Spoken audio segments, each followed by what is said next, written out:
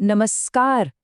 चलिए आज साइकोलॉजी के उन 5 महान विचारकों की दुनिया में चलते हैं जिन्होंने हमारे यानी इंसानों के खुद को समझने के नजरिए को हमेशा के लिए बदल दिया। तो एक बहुत ही अहम सवाल, हम जैसा बिहेव करते हैं वैसा आखिर करते क्यों हैं? ये एक ऐसा सवाल है ना जो सदियों से इंसानों को परेशान करता आया है। सोच कर देखिए, कोई प्यार में क्यों पड़ता है, किसी को डर क्यों लगता है, हम सपने क्यों देखते हैं, आखिर हमारे हर एक्शन के पीछे वजह क्या है? इसे ना एक तरह से ऐसे समझिए कि हमारा जो मन है वो एक बहुत बड़ा, बहुत ही कॉम्प्लेक्स एक अनजान इलाका है और सदियों से बड़े बड़े थिंकर्स ने इस इलाके को समझने के लिए मैप्स यानी नक्शे बनाने की कोशिश की है। तो आज हम ऐसे ही 5 सबसे पावरफुल और प्रभावशाली नक्शे देखने वाले हैं। तो ठीक है, शुरू करें। चलिए हमारे पहले नक्शे में गहराई से उतरते हैं। ये नक्शा हमें हमारे मन के उन छुपे हुए हिस्सों में ले जाता है जिनके बारे में हमें खुद भी नहीं पता होता। और इस सफर में हमारे गाइड हैं मशहूर सिगमंड फ्राइड। फ्रॉइड का जो सबसे बड़ा आइडिया था वो था साइको एनालिसिस यानी मनोविश्लेषणवाद। उनका कहना था कि हमारे बिहेवियर का जो असली ड्राइवर है ना, वो हमारा कॉन्शियस माइंड नहीं है, यानी वो चीजें जिनके बारे में हम जानते हैं। असली ड्राइवर तो हमारा अनकॉन्शियस माइंड है, हमारा अचेतन मन। ये गहरे कुएं जैसा है जिसमें बचपन के अनुभव, दबी हुई इच्छाएं और ना जाने कितने संघर्ष छुपे हुए हैं। और यहाँ पर बात और भी दिलचस्प हो जाती है। फ्रॉइड के मुताबिक हमारे अंदर ना हमेशा एक लड़ाई चलती रहती है। उन्होंने हमारे पर्सनालिटी को 3 हिस्सों में बांटा। एक है इड, जो बिल्कुल एक बच्चे जैसा है, जिसे अपनी सारी बेसिक इच्छाएं तुरंत पूरी करनी है। फिर आता है सुपर ईगो, जो हमारा मोरल पुलिस है, हमारी अंतरात्मा, जो सही गलत का पाठ पढ़ाता है। और इन दोनों के बीच में फंसा हुआ है बेचारा ईगो, जिसका काम है रियलिटी को समझते हुए इन दोनों के बीच बैलेंस बनाना। और यही जो अंदरूनी कश्मकश है, यही हमारी पर्सनालिटी को शेप करती है। चलिए अब फ्रॉइड के इस अंदरूनी दुनिया से बाहर निकलते हैं और एक बिल्कुल अलग नक्शे की तरफ बढ़ते हैं। ये नक्शा मन के अंदर झांकने के बजाय सीधा उस चीज पे फोकस करता है जिसे हम देख सकते हैं, नाप सकते हैं, यानी हमारा behaviour. Welcome to the world of behaviourism यानी व्यवहारवाद। व्यवहारवादियों के लिए ये जो अचेतन मन की बातें थी ना, ये सब अनसाइंटिफिक था। उनका साफ कहना था, अंदर क्या चल रहा है छोड़ो उसे, सिर्फ उस पर ध्यान दो जो दिख रहा है, जो बिहेवियर है।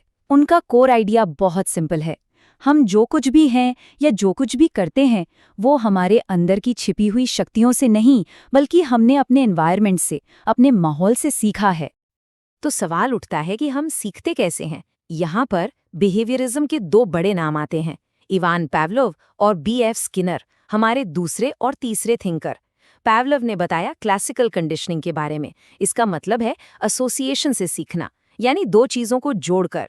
दूसरी तरफ स्किनर ने ऑपरेंट कंडीशनिंग की बात की। ये है नतीजों से सीखना। सिंपल सा फंडा है, अगर कोई काम करने पर रिवॉर्ड मिलता है तो उस काम को दोबारा करने का मन करता है, और अगर पनिशमेंट मिलती है तो उससे बचा जाता है। और देखिए, यही चीज़ इन एग्जाम्पल्स में बिल्कुल साफ दिखती है। पावलोव का वो फेमस एक्सपेरिमेंट जहां कुत्तों को सिर्फ घंटी की आवाज़ पर लार टपकाने के लिए ट्रेन किया गया था।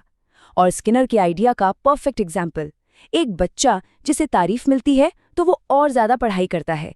देखा, सब कुछ सीखे हुए रिएक्शंस का ही तो खेल है। फ्रॉइड ने हमें अंदर झांकना सिखाया, पावलोव और स्किनर ने बाहर देखना। अब चलते हैं हमारे चौथे थिंकर और उनके नक्शे की तरफ। ये नक्शा इस बात पर फोकस करता है कि हमारी सोच वक्त के साथ, यानी जैसे जैसे हमारी उम्र बढ़ती है, कैसे बदलती है, कैसे डेवलप होती है।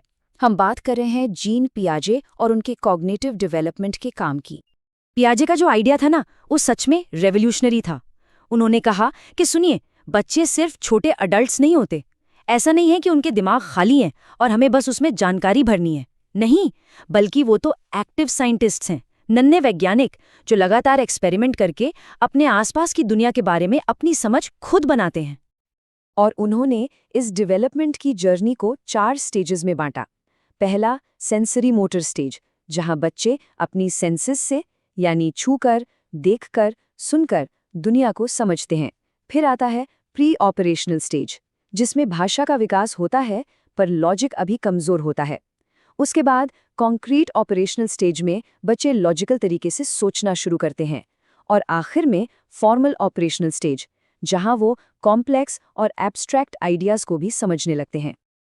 तो अब तक हमने देखा कि मन के अंदर क्या है, बिहेवियर कैसे सीखते हैं और सोच कैसे डेवलप होती है।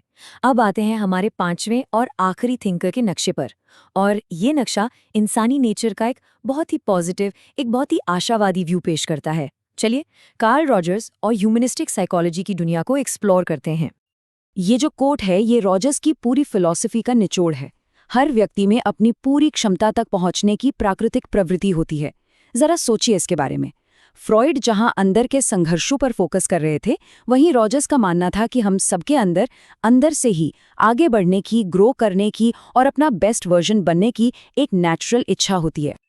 और इसी इच्छा को, इसी ड्राइव को उन्होंने नाम दिया सेल्फ एक्चुअलाइजेशन या आत्मबोध, मतलब अपनी पूरी पोटेंशियल को रियलाइज करने की चाहत।